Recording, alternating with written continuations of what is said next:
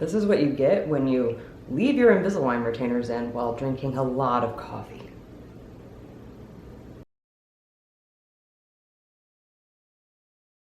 Hello and welcome back. Recently I've received quite a few comments from you guys asking for advice on what to do when you have a hard time parting with an item because that item was expensive. So today I've decided to share my thoughts on the topic and sort of delve into the psychology of what's happening in those situations. So why does this happen? Why do we find it so difficult to part with items that cost a lot of money? Well, the short version is that our brains are really averse to loss, but let's back up a little bit. When we buy something, we expect or hope that the value that we get out of that purchase will be equal to or greater than the amount of money we spent to acquire that item. To use financial terms, we expect an ROI, a return on investment. We want the amount of money that we're willing to fork over for that item to be less than the amount of value or utility that we expect to get from that item in the long run. So let's take an example. Say you spend $25 upfront on a toaster, and you use that toaster every day for 5 years. The toaster is great, it works wonderfully, it has all the right settings to give you that perfectly toasted English muffin every day, and you love it. So at the end of 5 years, you've effectively paid 1 cent every day for something that has dramatically improved the quality of your breakfast and therefore maybe the quality of your life. So at the end of 5 years, was it worth it? Did you get a good return on your initial $25 investment? Yeah, you definitely got your money's worth. Now let's take a different example. Say you're on a health kick and you start talking about it with a coworker, and that coworker is really excited about this juicer that they just bought. It's changing their life and they really recommend that you get on board the juicing train. So what do? You go out and you buy the exact same $500 juicer that your coworker strongly recommended. At first, you're really excited about it, you're on this health kick, and so you use it every day. But over time, you find that you use it less and less. It's kind of a chore to clean, so you don't use it as often, and eventually you just put it in the pantry so you get back some valuable countertop space. Let's say, for the sake of round numbers, that you ended up using that juicer a total of 10 times. That means you effectively paid $50 each time you used that juicer. Eventually, you're faced with a conundrum. You kind of want to get rid of that juicer because it's taking up valuable space, but you're also racked with guilt because that juicer cost an initial investment of $500, and you definitely haven't gotten $500 worth of utility out of that item. This happens to all of us. Instead of getting rid of expensive items that we don't use, we continue to cling to them because our brains are really convinced that someday in the future we will be able to squeeze the remaining utility out of those items. Those items that, again, we never use. So if this is a challenge that you yourself have faced, congratulations, there's a name for it. It's called sunk cost fallacy. Sunk cost fallacy is essentially your brain not letting you let go of items that aren't benefiting you because of costs that were already paid in the past. The money is gone, period. Like, the money is gone. But our brains are really averse to loss.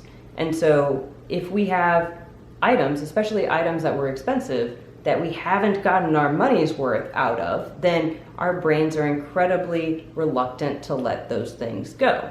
Our brains still are convinced that we can squeeze some more utility and value out of those items. And so what do? Our brains do some mental gymnastics to convince us that, no, the value is still there. At some future time, we will get that remaining value out of those items, even though we haven't used those items for a very long time.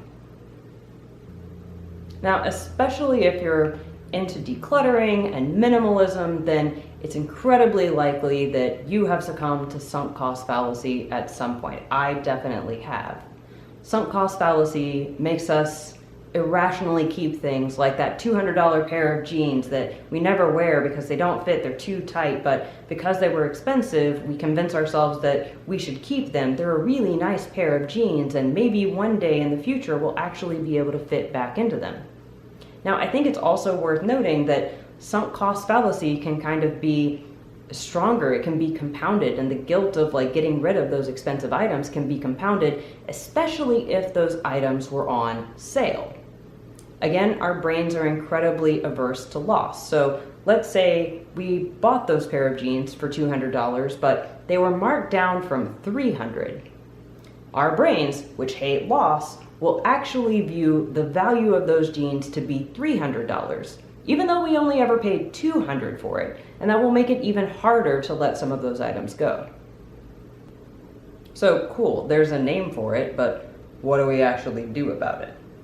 Well, we're humans, we're not robots, and so we're not very good at making objective decisions. But sometimes just having an understanding of the sort of underlying emotions and psychology that go into making those decisions can make it easier for us to sort of circumvent them or overwrite them.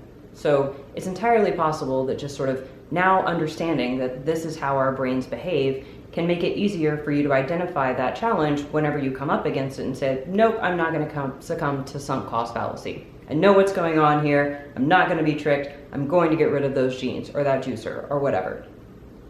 But if that's not enough, here are some other thoughts that can be useful to keep in mind if this is something you regularly encounter. The first thing I recommend you consider is that you will continue paying for that item if you continue to hang on to it. Now, you may be saying, what do you mean I'm going to continue paying for this item? I paid the money up front. The money is gone. It's sunk cost fallacy. The cost of that item is already sunk. It's gone. What do you mean I'm going to still pay for it? Well, hear me out. If you continue to hang on to items that you know you're not using, you are literally paying for that item's rent. It is taking up physical space in your apartment or your home, and so you are paying for the physical space that item takes up. And you're going to pay in attention and mental energy every time you see that item because you know you should already get rid of it.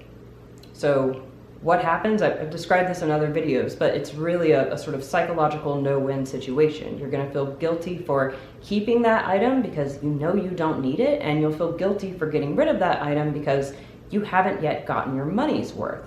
So in this situation, I personally recommend opting for the temporary guilt and sort of discomfort that can come with getting rid of that item, because what you're getting back is no longer having to pay for it. You get back that space and you get back that mental energy. And if you allow yourself to sort of learn a lesson from this experience, it can result in a net positive because you will now have a better understanding of where you should and shouldn't invest your money.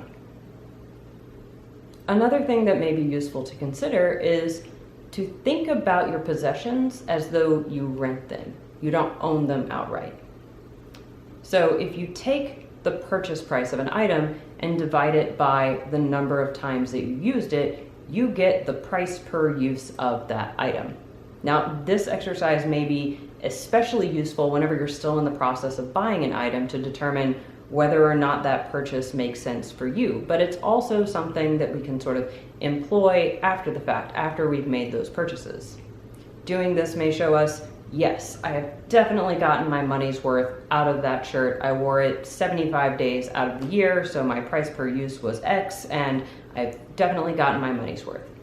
Or it may show us, no, this purchase was a wash, but at least we can take that and learn from it. Another thing that may be useful if you're struggling with getting rid of expensive items is to accept that those items are valuable. They're just not valuable to us. When I filmed my latest 30-day minimalism game video, I'll link it down below if you haven't seen it and you want to check it out, a surprising number of people seemed upset that I got rid of a Dutch oven. And a Dutch oven can be really valuable, and I'll admit, like, sort of a romantic part of my mind really wishes that I cooked everything in a Dutch oven. But in reality, the Dutch oven that we had was huge and incredibly heavy and really difficult to clean. And so my husband and I would reach for just about every other cooking implement before that Dutch oven because we hated cleaning it so much. So are Dutch ovens valuable? Yes, they may be the only piece of kitchen cooking equipment that you need, but was it valuable to me? No. So the Dutch oven in this example wasn't actually expensive, but if you're struggling with getting rid of expensive items, it may be helpful to say, yes, I know that this item is actually valuable. Its price reflects its actual value to someone, just not to me. And you can donate those items with the sort of confidence that it's not valuable to you, but you're then again putting it out there for it to be valuable to someone else. All right, I hope you've enjoyed this sort of brain dump of my thoughts and what I think is going on psychologically whenever we struggle with getting rid of expensive items. And if just knowing what those sort of underlying psychological triggers are can help you overcome this, then great. And if not, I hope some of the other tips that I shared can help you overcome this if you ever face it again. It's going to be it for me. As always, thank you so much for watching. I hope you've enjoyed this video, and I'll see you next time.